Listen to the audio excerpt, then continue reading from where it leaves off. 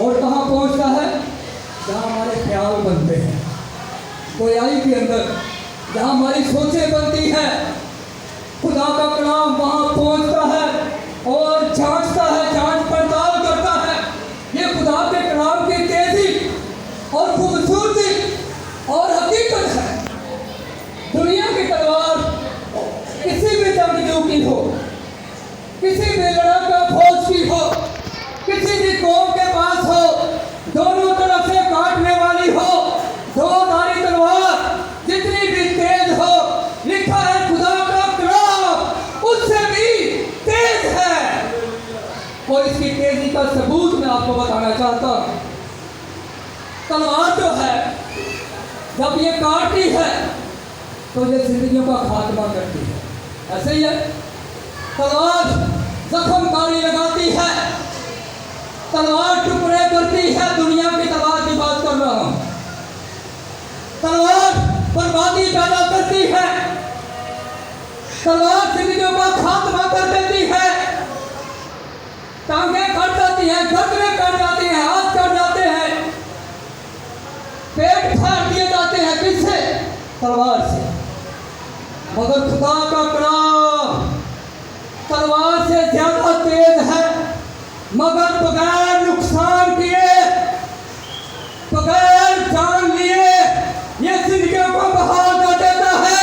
ये कलाम की खासियत है। बंद बंद में से जब गुजरता है, ये हमारे जो जोड़ है ये बंद है। हमारे बदन के जितने भी जोड़ हैं इनको बंद कहा जाता है। खुदा का कलाम बड़ी खूबसूरती के साथ, बड़ी तेजी के साथ इसमें से गुजर जाता है। दुनिया की तलवार आपके बंद में से गुजर नहीं सकती। वो काट सकती है मगर इसमें से गुजर नहीं सकती। हालेलुया। दुनिया की तलवार बूते में से नहीं गुजर सकती। बूता क्या होता है? आम देखा कभी आपने? उसका छिलका उतारो तो अंदर से गूदा है, यहाँ से चमड़ा उतार दो तो अंदर गूदा है, मांस। खुदा का कलाम मांस में से गुजरता है। हालेलुया। दुनिया की तलवार मांस में से नहीं गुजर सकती, वो चीर देगी आपको। तलवार मांस पे रखे वो चीर देगी, गुजर नहीं सकती। खुदा के कलाम की तेजी और खूबसूरती और जिंदगी ये है कि वो मांस में से भी गुजर जाता है। हालेलुया। और पहुंचता कहाँ है?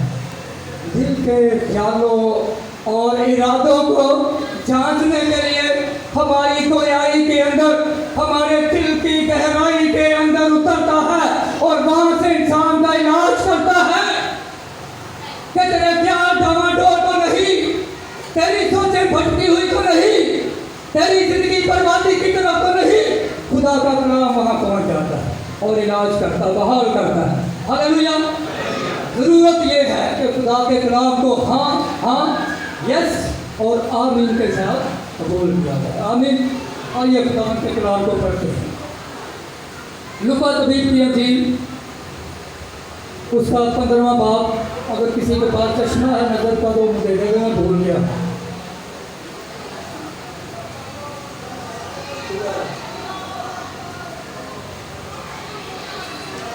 लूका तबीब की अंजील उसका 15वां बाब। मैं उसकी 17वीं आयत आपके सामने पढ़ने लगा हूँ। कलाम में लिखा है, फिर उसने होश में आकर कहा, मेरे बाप के बहुत से मजदूरों को इस रात से रोटी मिलती है और मैं यहाँ भूखा मर रहा हूँ। आमीन। खुदावंद के कलाम पे पढ़े और सुने जाने पर खुदावंद की बरकत हो।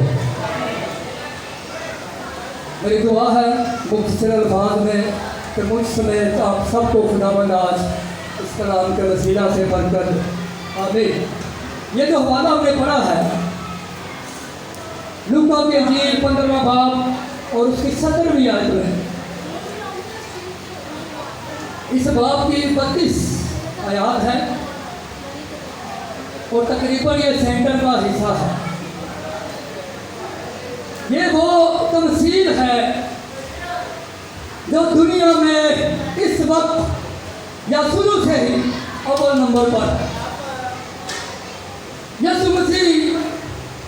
जब मुनादी करते, यसु मसीह जब खुदा का कलाम जगह पे जगह फैला रहे थे, तो वो एक जगह पर पहुंचे। इसकी पहली आयत में लिखा है कि बहुत से महसूल लेने वाले, सब महसूल लेने वाले और गुनाहगार उसके पास आते थे ताकि उसकी बातें सुने, और वहीं पर फकीर और फरीसी भी मौजूद थे। दूसरी आयत में वो बुलबुला कर कहने लगे, ये कैसा आदमी है, ये गुनाहगारों के साथ खाना खाता है, गुनाहगारों के साथ मिलता, उनके साथ बैठता और खाकर करता है, ये किस तरह का आदमी है। जब ये उनकी बड़बड़ाहट शुरू हुई तो यसु मसीह ने बात का रुख बदलने के लिए जबकि बाद 3 तमसीलें कही इसी बात के अंदर। पहली तमसील खोई हुई भेड़, दूसरी तमसील खोया हुआ सिक्का या दरम, तीसरी तमसील खोया हुआ बेटा। ये उस खोए हुए बेटे के अल्फाज है। 12वीं आयत से मैसेज का आगाज करता हूँ। कलाम में लिखा है 11वीं आयत में एक आदमी के 2 बेटे थे। 12वीं आयत में लिखा कि छोटा बेटा बाप के पास आया और उसे कहता है, जो कुछ मेरा है वो मुझे दे दे, यानी मेरा हक, मेरा हिस्सा मुझे दे दे। तो बाप ने बांट दिया, उनमें बांट दिया। बाप मांगा एक में, बांटा उनमें, यानी दोनों को, बड़े को भी और छोटे को भी। अब जो हमारे पास तर्जुम है, तर्जुमे हैं झीलों के, बाइबल मुकद्दस के, इनके अंदर बाप और बेटे की जो गुफ्तगू है उसमें वो जोर पैदा नहीं हुआ जो असली मतन में है। असली मतन के मुताबिक बेटा बाप से वो हिस्सा मांग रहा है, नोट कीजिए, बेटा बाप से वो हिस्सा मांग रहा है जिस पर उसका हक ही नहीं। कैसे? हक जो है ये बाप की वफात के बाद, बाप के मर जाने के बाद शुरू होता है। तो बेटा बाप के जीते जी हक मांगकर बाप की सख्त तौहीन करता है। बाप के जीते जी हिस्सा मांगकर बाप की बेइज्जती करता है। मुशरिक वस्ता के खानदानी जो रवादारी है, बरादारी के जो असूल और तरीके हैं, मोहल्ले और कौम के जो असूल हैं, उनके मुताबिक ये तकाज़ा किया जाता है कि एक बेटा बाप की इज्जत करे, बाप का अदब करे, बाप के साथ एहतराम के साथ पेश आए, बाप के साथ सर झुकाकर बात करे, बाप की किसी जगह तौहीन ना करे। मगर इस बेटे ने हिस्सा मांगकर बाप को रुसवा किया है। उसके जीते जी हिस्सा मांगकर बाप की तौहीन की है। अगर बाप चाहता तो इसको जायदाद से आग कर देता, अगर बाप चाहता तो इसको घर से निकाल देता, अगर बाप चाहता तो इसको सजा देता, इसको मारता। मगर ऐसा नहीं हुआ। क्यों? ये बाप की दरियादिली है, ये बाप की मोहब्बत है, ये बाप का खलूस है। उसने चुपचाप बर्दाश्त किया और जायदाद दोनों में बांट दी। अब एक किरदार को आपने याद रखना, अपनी अगर वक्त मिला तो मैं बड़े बेटे पे बात करूँगा। जब उसने जायदाद बांटी, छोटे ने ले ली तो बड़े ने भी ले ली। बड़े ने ये नहीं कहा कि बाप रहने दे, मैं तो तेरे साथ हूँ, मैं तो तेरे पास हूँ, मैं कहाँ जा रहा हूँ, मुझे जायदाद नहीं चाहिए। मगर ऐसा नहीं हुआ, उसने भी ले ली, दोनों ने ले ली। और अगली आयत में लिखा है कि वो अपना सब कुछ जमा करके दूर दराज मुल्क में रवाना हो गया, चला गया।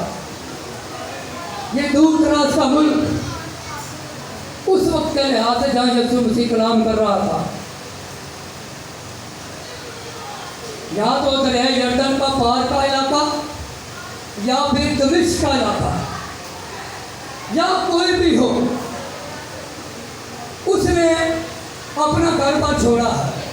बेटे ने घर बार छोड़ा, रिश्ते नाते तोड़े, घर की तरबियत को ठुकराया, घर के माहौल को छोड़ा, सारी जो आसाइश उसके पास थी वो अपने हिस्से में डालकर बाप के घराने को छोड़कर कहाँ गया? दूर दराज मुल्क में। इसको हर शख्स समझ सकता है। उसकी वजह यह है कि हम सब भी दूर दराज मुल्क से ही आए हैं। हमारे तजुर्बात अलग अलग हो सकते हैं, मगर रास्ता मंजिल एक ही थी, गुमराही, बाप से दूरी, बाप के घर से दूरी। ये बेटा दूर दराज मुल्क में चला गया, सब कुछ छोड़ के, और अपना माल लिखा है कि बदचलनी में उड़ा दिया। असली मतन के मुताबिक ये बदचलन नहीं था, ये फजूल खर्च था, पैसे को बहा देने वाला। अगर बदचलनी लिखा है तो बदचलनी ही सही। इसने अपना माल क्या किया? उड़ा दिया। और जब माल उड़ा दिया तो ये कंगाल होने लगा, ये गरीब होने लगा, मोहताज होने लगा। तो कलाम में लिखा ये कि बशिंदा के यहाँ जा पड़ा। कब? जब इसके पास कुछ ना बचा तो कहाँ जा पड़ा? एक बशिंदा के यहाँ। ये बशिंदा क्या होता है? ये छोटे छोटे लफ्ज़ हैं जो हमारी रहनुमाई करते हैं। अगर हम समझे तो कलाम की गहराई में जाएगा। बशिंदा किसको कहते हैं? यकीनन एक इंसान है। क्यों इसको बशिंदा कहा गया? किसको बशिंदा कहते हैं? ये वो शख्स होता है जो मुल्क या शहर की हदूद में रहता हो। आखिरी सिरा, हदूद का मतलब आखिरी सिरा, सरहद, बॉर्डर, आखिरी लकीर, बाउंड्री।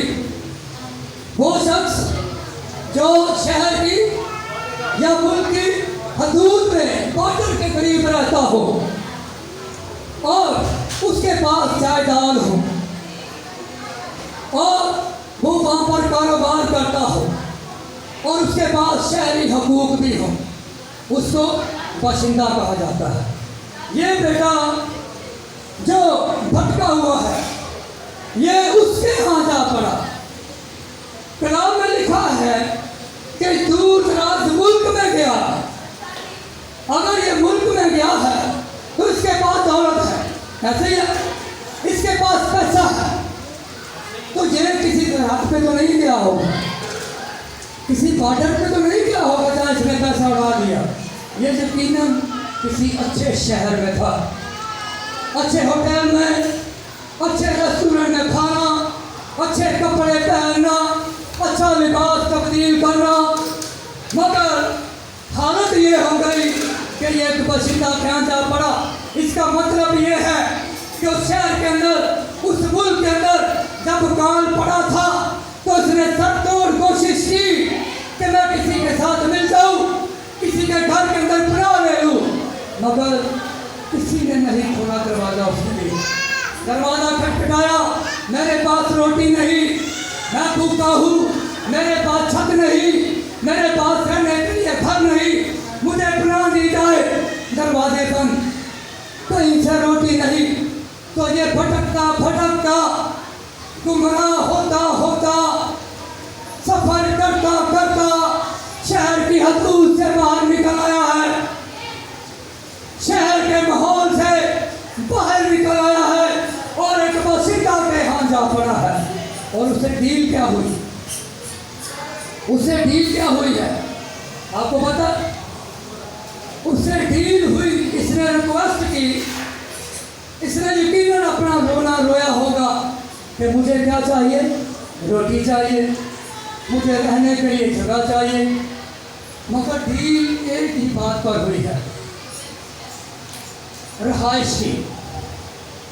रोटी की डील नहीं हुई, डील हुई है रिहाइश की कि तुझे रिहाइश मिलेगी, मगर इसके बदले तुम्हें करना क्या है? मेरे सुअर चराने हैं और नहायत ही घटिया काम।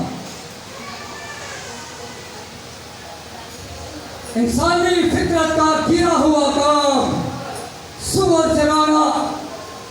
बाइबल के अंदर लिखा है कि सुअर नापाक और गलीज जानवर है और एक अच्छे खानदान का बेटा, एक खानदानी बेटा अगर सुअर चराए तो ये डूब मरने का मुकाम है। मगर डील पक्की हो गई, डील तय हो गई कि हाँ मुझे रिहाइश के लिए ये मंजूर है, मैं सुअर चराऊंगा। रोटी तय नहीं हुई। उसने रोटी का नहीं कहा, बेशक वो अमीर आदमी था, कारोबारी आदमी था, ताजर जमींदार था। उसने कहा तुझे पेट भरने के लिए क्या खाना होगा? 2 फलियां जो सुअर खाते हैं, उसी से तुमने अपना पेट भरना है। रोटी नहीं मिलेगी मगर पेट फलियों से भरना है। ये फलियां क्या थी? नोट करें, नोट करने वाले। फलियां 2 किस्म की थी।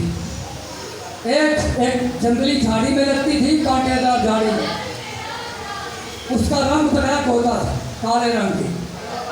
और उस फली का जो बीज था, जो फल था, वो बदमजा, उसका कोई जायका नहीं होता था। उस फली को जलाने के लिए इस्तेमाल किया जाता है ईंधन के तौर पर। दूसरी फली जो आयत 16 में है, 15वां बाब खोल लिया है, उसमें जिस फलियों का जिक्र है उसे अरबी में खरूबा या खरूब कहा जाता है। ये पहले रूम के मशरकी इलाके में उगने वाला दरख्त जो बीज से नहीं उगाया जाता, खुद ब खुद उगता है। इसकी ऊंचाई, इसकी लंबाई 50 फुट तक होती है, जिस पर ये फली लगती है। कितनी? 50 फुट, ज़्यादा से ज़्यादा। और इसके पारनमा चमकदार पत्ते हर मौसम के अंदर हरे रहते हैं। इस दरख्त को लाल रंग के फूल लगते हैं और फली चमड़े की तरह सख्त और चपटी होती है, गोल नहीं होती, चपटी। और एक फली का जो साइज है वो 3 इंच से लेकर 12 इंच तक लंबी होती है। छोटी से छोटी 3, बड़ी से बड़ी 12, इसके दरमियान कोई भी साइज। 3 इंच से 12 इंच तक लंबी फली और 1.5 इंच चौड़ी, 12 इंच तक लंबी और 1.5 इंच की चौड़ी। और इस फली के अंदर जो बीज होते हैं वो 5 से लेकर 15 दाने। एक फली के अंदर बीज 5 दानों से लेकर 15 दाने, ज़्यादा से ज़्यादा। और ये जो बीज होते हैं इनकी शक्ल, इनका साइज मटरों की तरह होता है, मगर इसका रंग भूरा। दिखते मटरों की तरह है और रंग इसका भूरा होता है। ये फली के मीठे और खूंटनी बीज के अंदर छुपे होते हैं। इस फली को गरीबों की खुराक भी कहा जाता है और इसी फली को टिटी फल भी कहा गया है। ठीक है जी, ये वो फली थी जो इसने खाकर अपना पेट भरना था, मगर कुरान में लिखा है कि कोई इसे नहीं देता था। इसने फली खानी थी, फली से पेट तो नहीं भरता। फली एक अच्छे और बफर मकदार खाना खाने वाले के लिए अच्छी मकदार नहीं है। कोई गरीब, कोई मोहताज तो खाकर इसको अपना पेट भर सकता है, मगर जो अच्छा खाना खाने वाले हैं, जिनके पास मसाइल हैं,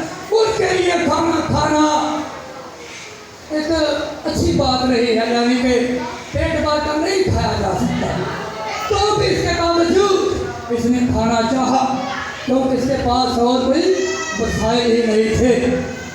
इसने वो फली खानी चाहिए, मगर लिखा है कोई इसे ना देता था। इसका मतलब कि जो सूअर है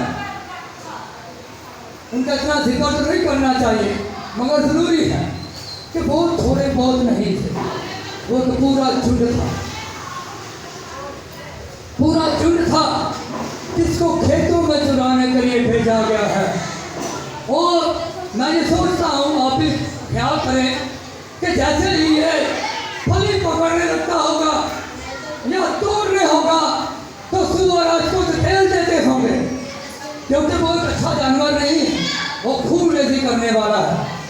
उसके जहाँ चपड़ों से 2 दांत निकलते लंबे लंबे, जिससे वो काट देता है, बर्बाद करने वाला है, तो ये डर के भाग जाता होगा। फली पकड़ने लगा है और सुअर इसको पकड़ने नहीं देते, भाग गया। सिचुएशन बड़ी खराब है, माहौल उसके लिए बहुत ही खराब है। ऊपर से भूख से पेट के अंदर जब भूख से कमजोरी बढ़ रही है, उसका इलाज करने के लिए इसको एक ठोस गज़ा की जरूरत है, मगर कोई इसे नहीं दे रहा, फली भी नहीं मिल रही। अब आ जाइए उस आयत पे 16 और 17 आयत जो हमने पढ़ी है। लिखा है कि इसने होश में आकर, किसने आकर? होश में आकर। ये लफ्ज़ बड़ा मानी खेल है। मुझे बताइए, क्या ये बेहोश था? क्या ये मुर्दा था? क्या ये मदहोश था? ये तीनों सूरतों में इंसान को होश नहीं रहती। या वो मदहोश हो तो वो होश में नहीं रहता, या वो बेहोश हो तो उसको होश नहीं होती, या वो मर जाए तो उसको होश नहीं होती। आप बताइए कि ये किस हालत में था? लिखा है ये इसने होश में आ गया। ये मरा हुआ था, मैं कहता हूँ ये मरा हुआ था। जब मैंने इसकी स्टडी की तो मेरे अंदर भी ये सवाल पैदा हुआ, मगर जब पूरी स्टडी की तो आगे लिखा हुआ ये वाकई मरा हुआ था, ये मरा हुआ था। और जब इसकी जिंदगी लौटना शुरू हुई, इधर काम लगाइए बहनों भाइयों, जब इसकी जिंदगी लौटना शुरू हुई, इसके अंदर होश आया, तो होश आते ही इसने क्या किया? होश आते ही इसने क्या किया? इसने कहा कि मेरे बाप के घर में, हालेलुया, इसको होश आते ही बाप का घराना याद आया। कोई काम और इसके ज़हन में नहीं आया। ध्यान से सुने, कलाम में लिखा है रास्तबाज होने के लिए होश में आओ। रास्तबाज होने के लिए होश में आओ। इसका मतलब है कि हम हमेशा मुर्दगी की हालत में नहीं रह सकते, हमेशा बेहोशी की हालत में नहीं रह सकते, हमेशा मदहोशी की हालत में नहीं रह सकते। हम जी सकते हैं, हम उसमें आ सकते हैं। इसीलिए कलाम में लिखा है रास्तबाज होने के लिए होश में आओ। छोड़ दो बेहोशी, छोड़ दो बेहोशी और खुदावंद के लिए कुछ सोच विचार करो। ये होश में आया और होश में आते ही इसको बाप का घर मिला, बाप की आसाइश इसको याद आए, वहाँ का माहौल इसको याद आए, वहाँ के नौकर याद आए, तो बाप की ज़्यादती नजर आई, बाप की रहमदिली नजर आई कि मेरे बाप के घर में जो मजदूरी करने वाला एक शख्स है, उसे भी रोटी बहुत मकदार में मिलती है, रोज से मिलती है, पेट भरकर मिलती है। और मैं मेरा दोस्त अपने पर नजर दी। पहले बाप का घर याद आया। जब बाप का घर याद आया तो वहाँ का माहौल है, वहाँ के नौकर नजर आया। वो जब फूस की देर में बैठा तो अपने ऊपर नजर की, मैं यहाँ भूखा मर रहा हूँ। क्या ख्याल, क्या सोच है, क्या तब्दीली है, क्या तौबा है। हालेलुया। अपनी जिंदगी पर गौर किया, अपनी नजर अपनी जिंदगी पर दौड़ाई, अपनी सोचों अपने ख्यालों पर अपनी नजर दौड़ाई और उसे अपना मेयार साफ नजर आने लगा कि बात का उसने अपना मुवाजना नौकरों से करना शुरू कर दिया। आप जब भी पास्टर साहब ने कलाम से पहले बड़ी खूबसूरत बात की, दुआ कलाम और प्रस्तुत करिए, जब ना दिल करे तो समझ जाओ। हालेलुया। तो समझ जाओ जब ऐसी हालत हो तो खुदा के बेटो, खुदा की बेटियां, बुजुर्गों, एक काम कर लो, तन्हाई में चले जाओ, अकेले बैठ जाओ, दुनिया से थोड़ी देर के लिए दूर हो जाओ, घराने से थोड़ी देर के लिए हट जाओ, अपनी रवायत, अपनी हरकत से, अपनी सोचों से थोड़ी देर के लिए अकेले हो जाओ और बैठ कर सोच विचार करो। ये वो खूबसूरत मौका है अपने ऊपर नजर दौड़ाने का। ये सताया हुआ बेटा भूखा नंगा और मजदूरी करने वाला, जब इसको होश आया तो ये बैठ गया, सोच विचार करने लगा और सोच विचार से बड़ा खूबसूरत नतीजा निकला। पहले बाप के घर की वापसी का, फिर बाप के नौकरों से मुआवजा, फिर अपनी जिंदगी पर गौर। ये तौबा की तरफ इशारा है। जब इसने अपनी जिंदगी पर गौर कर लिया, बाप का घर देख लिया, तो फिर इसने फैसला किया, सोच विचार करने के लिए तन्हाई में किया गया फैसला। तन्हाई में देख फिकर भी जाता है, याद रखिए, सोचें गालिब आ जाती है, जिस्म गालिब आ जाता है। उसी तरह लो जाके वीडियो बनाए तो नहीं, झाड़ियों में भरकर कब्जा कर लिया, उसी तरह। मगर इसने फैसला किया, फैसला क्या वो सुनिए। पहले सोच विचार की, अपनी जिंदगी पर गौर किया, फिर फैसला किया। कहता है मैं अपने बाप के घर में जाऊंगा। हालेलुया। हालेलुया। खूबसूरत फैसला, दुनिया से नाता तोड़ने का फैसला, इब्लीस की रिहाई से निकलने का फैसला, अपनी भूख, अपनी तंगदस्ती से, अपनी बर्बादी से निकलने का फैसला। खुदा का घर, कहता मैं वहां पर जाऊंगा,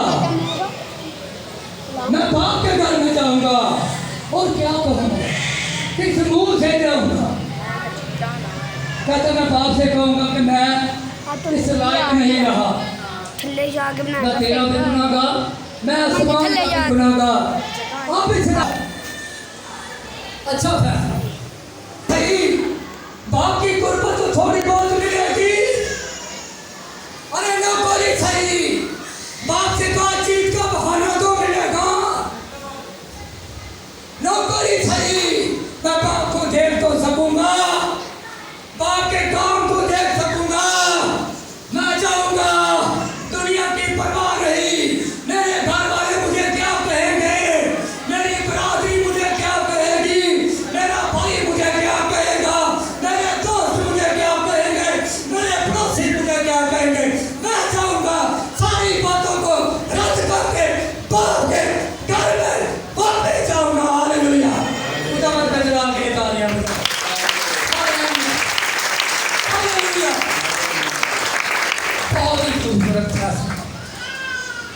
अक्सर मार खा जाते हैं। जब हम भटक जाते हैं तो वाकई दुआ करने को दिल नहीं करता, बाप के घर जाने को दिल नहीं करता। और अगर कभी ख्याल आ भी जाए, कभी सोच आ भी जाए, तो दुनिया नजर में आ जाती है। वो क्या कहेगा, फलां क्या कहेगा, फलां क्या कहेगा, तू तो वो काम करता रहा है, मगर इसका फैसला अटल है। उसने कहा नहीं, अरे सुकून बाप के घर में है। इतना मैंने कहा है, मुझसे जुदा होकर तुम कुछ नहीं कर सकते। पालो पूरी दुनिया, हासिल कर लो पैसा रुपया, बाप के बगैर तसल्ली नहीं, बाप के बगैर खुशी नहीं, बाप के बगैर इत्मीनान नहीं। बाप को हस्ती है जो औलाद को समेट कर रखती है। बाप का प्यार यकसा औलाद पर होता है। बाप हर किसी को गले लगाता है, हर किसी को चूमता है, हर किसी के लिए अच्छे ख्याल रखता है। कभी मत सोचे कि आपका वालिद आपको डांटे मारे तो आप गुस्से में आकर घर छोड़ दो। बाप कभी बुरा नहीं सोचता। ये नौजवान लड़का बाप के घर की तरफ लिखा था, कुछ भाई थोड़ा सुअर कहाँ थे। ये मैंने पहले बताया ना कि ये सरहद पे था। हो सकता है वो सरहद उसके घर में, जिस इलाका में, जिस शहर में, जिस मुल्क में वो रहता था, वो सरहद उसके साथ मिलती हो। सरहद वो होती है जैसे हम पाकिस्तानी हैं और बॉर्डर के बाद